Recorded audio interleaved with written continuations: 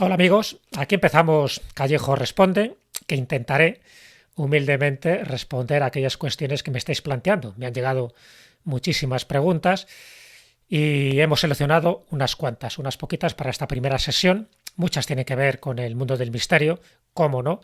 El misterio nos rodea por todas las partes, desde que nacemos hasta que morimos estamos rodeados de esto que llamamos misterio, que no solo son ovnis ni apariciones fantasmales. El misterio está en las leyendas, en la historia, en la arqueología, en la genética, en la astronomía, en cualquier disciplina, porque allí donde no llega la ciencia hay una laguna para rellenar. Muchas veces con hipótesis, con teorías, a veces heterodoxas, a veces extravagantes, pero que las formulan todo tipo de personas, ¿no? Desde el hombre de la calle hasta el científico con 4 máster. Pero en definitiva, todos intentamos entender un poco qué hacemos en este mundo, de dónde venimos, hacia dónde vamos y bueno, pues las dudas, la curiosidad yo creo que son los motores que nos incentivan a saber algo más, ¿no? A aprender un poco más de nosotros mismos y de esto, y de este planeta llamado Tierra en el que estamos viviendo. Así que si os parece, pasamos a la primera cuestión, a la primera pregunta. Me la formula Paqui, me dice que ha sido abuela por primera vez el primer día de confinamiento y que le gustaría contar a su nieto, Manuel se llama, una serie de cuentos. Entonces me pide consejo para ver qué cuentos le cuenta. Si los clásicos de los hermanos Grimm, de los de Charles Perrault, de los de Disney o qué otros. Bueno, mi consejo es que además de esos cuentos, además que le puedas contar o leer algún día Caperucita Roja o Blancanieves y los siete enanitos, que te inventes un personaje y que improvises sobre ese personaje una serie de circunstancias, peripecias y aventuras. Yo es lo que hice con mi hijo Javier cuando nació, cuando ya tenía una edad para entender los cuentecitos, pues me inventé a un personaje como era el tío Perandules, como era el tío Guarreras y como era el tío Batracio. Y estos tres personajes, bueno, totalmente disparatados, pues yo los llevaba por distintas etapas de la historia, por épocas distintas, algunas imaginarias, ¿no?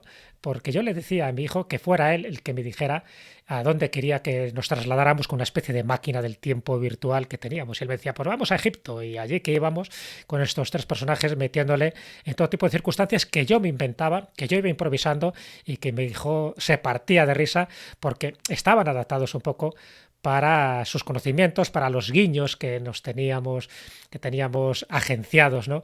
Para que él se diera cuenta de que la imaginación nos puede llevar a cualquier lugar, ¿no? Desde la época prehistórica, luchando con dinosaurios, hasta cualquier planeta del sistema solar. Así que, Paqui, ese es el consejo que yo te doy.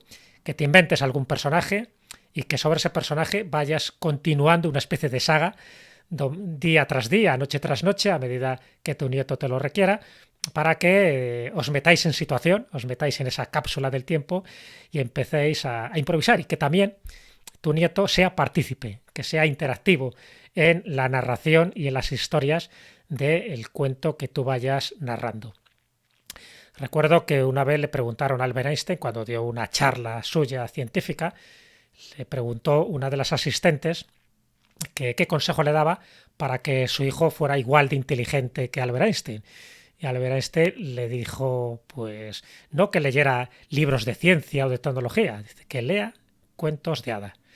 Y cuando esta mujer se quedó así un poco estupefacta, ¿no?, por la respuesta, le dijo, ya, pero además de cuentos de hadas, ¿qué otra lectura le aconseja? Dice que lea más cuentos de hadas. Con esto quiso decir Albert Einstein, y así queda recogido en esta anécdota, que por la lógica tú puedes ir de un punto A un punto B de la forma más, pues eso, más matemática posible, pero con la imaginación creativa tú puedes ir a cualquier lado, no hay límites espaciotemporales. Y yo creo que esa es la clave, que dé rienda suelta a la imaginación, que los cuentos están estandarizados, que hay cuentos arquetípicos, que hay cuentos con enseñanzas increíbles. Hay cuentos que sirven para dormir a los niños, pero para despertar a los adultos, y que muchas veces la distancia más corta entre nosotros y la verdad es eso, precisamente, un cuento infantil, un cuento de hada, o sencillamente un cuento de cualquier tradición oriental o occidental que sirva para el momento concreto en el que estamos viviendo. Y de niños es importante que esa imaginación, que esas antenas se desplieguen, y la forma mejor de desplegarlas, ya te digo, es con cuentos que ya están escritos o con cuentos que uno puede improvisar, incluso escribir. Así que ese es mi consejo, Paqui, que le puedes, que le puedes atribuir a ti misma y aplicar con tu nieto cuando sea un poquito más mayor. Dicho esto, que la fuerza os acompañe, porque ya sabéis que los cuentos siempre, siempre están cargados de mucha energía. La cuestión es percibirla. Hola Jesús, buenas noches. Soy Alberto. Soy un seguidor tuyo de hace muchísimo tiempo y bueno, enhorabuena por la iniciativa que te propones hacer. Creo que es muy acertada y nos vas a sacar de dudas a más de uno. Bueno, rápidamente. El otro día corriendo con un vecino mío empezamos a hablar de las pirámides, de la esfinge y de todo el mundo egipcio. Pero nos detuvimos un momento en que si realmente la esfinge y las pirámides están construidas en la época de los faraones a las que se le atribuyen. Entonces tenemos siempre esa duda, muchos especialistas también la tienen y a ver si tú me puedes orientar un poco sobre el tema. Así que nada, muchísimas gracias. Pirámides, esfinges, ¿son de la época? ¿No son de la época? ¿De cuándo son? Gracias, Jesús. Bueno, aquí te podría contestar con la clásica respuesta oficial. Las pirámides, igual que la esfinge de Gizeh, están construidas en la dinastía número 4 del Imperio Antiguo y por lo tanto estamos hablando de unos 2500 años antes de Cristo. Y ya está. El misterio es cómo se pudieron construir en aquella época, porque la tecnología, la arquitectura y la ingeniería son de órdago. Pero está la otra hipótesis, la hipótesis heterodoxa, que nos está diciendo que tanto las pirámides como la esfinge a lo mejor son muy anteriores a esa cuarta dinastía, incluso son predinásticas.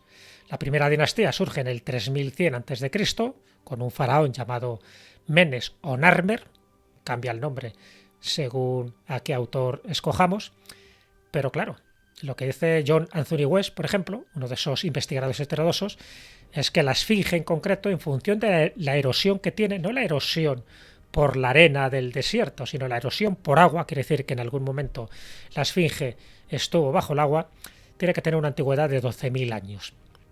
Y Robert Schoch, por ejemplo, uno de los grandes geólogos norteamericanos, también entrando en esa circunstancia de la erosión que tiene toda la esfinge, comenta que su antigüedad tiene que ser de unos 7000 años antes de Cristo. Por lo tanto, se rompe toda la cronología oficial y eso indicaría que no solo la esfinge de Gizeh, que supuestamente su cara es la de Kefren, de uno de esos tres grandes faraones. Según dice Robert Schoch, había una protoesfinge que no tenía la cara de Kefren. Pero es verdad que en el 2500 a.C. este faraón hizo que se volviera a esculpir ese rostro, por eso es un poco más pequeño en proporción al cuerpo que tiene la esfinge, este cuerpo de león, y eso explicaría el por qué también se ha datado en esta época. Pero tanto la esfinge como el templo, que está asociado a la esfinge, sería mucho más antiguo. Claro, esto ya digo que nos cambia un poco nuestros patrones y nuestros paradigmas. No todos los egiptólogos están de acuerdo, como es lógico, pero ahí está.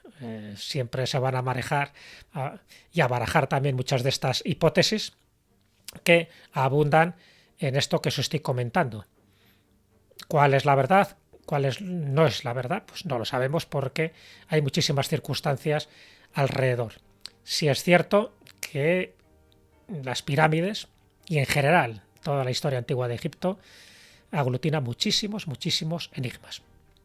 Así que con eso me quedo yo por lo menos e intento siempre saber un poquito más y estar a la última de las investigaciones que se están produciendo. Pero ya sabéis que siempre hay una teoría ortodoxa y una teoría heterodoxa. Posiblemente en el medio esté la virtud, como decía Aristóteles. Me pregunta Juan Carlos López sobre una leyenda que dice que ha leído en uno de mis libros de cuélebres que se dirigen al Albión y allí se convierten en dragones.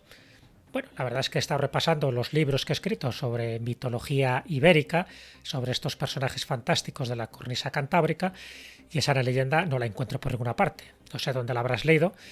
Y me imagino que cuando te refieres a Albión no hace referencia al nombre antiguo de las Islas Británicas, sino a los albiones, que era una especie de grupo étnico de tribu prerromana que se asentó en Asturias, en concreto alrededor del río Navia. Es cierto que en esa zona geográfica sí que hay leyendas de cuélebres.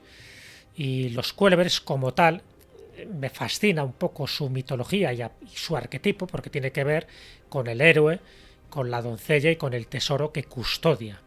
Se da en Cantabria, se da en Asturias, se da también en mi tierra, en León, y también en el País Vasco. Estamos hablando de una criatura mitológica, escamosa, que escupe fuego, que tiene alas, que normalmente vive en el interior de una cueva, que a veces es antropófaga porque necesita comer carne humana, y de ahí las ofrendas que se le hacen de niños o de mujeres, y de ahí también un poco el mito de esas damas encantadas, que en Asturias se llaman atalayas o ayalgas, que tienen que ser desencantadas durante la noche de San Juan. Estas damas custodian un tesoro, pero a su vez son protegidas por estos cuélebres. Aquel que consiga desencantarlas a través de un ritual muy preciso y muy complejo, pues no solo desencanta a esta dama, sino que se hace con ese tesoro y se convierte en rico. Pero las cosas ya sabéis que en las leyendas nunca son tan fáciles. Así que no te puedo decir más, Juan Carlos.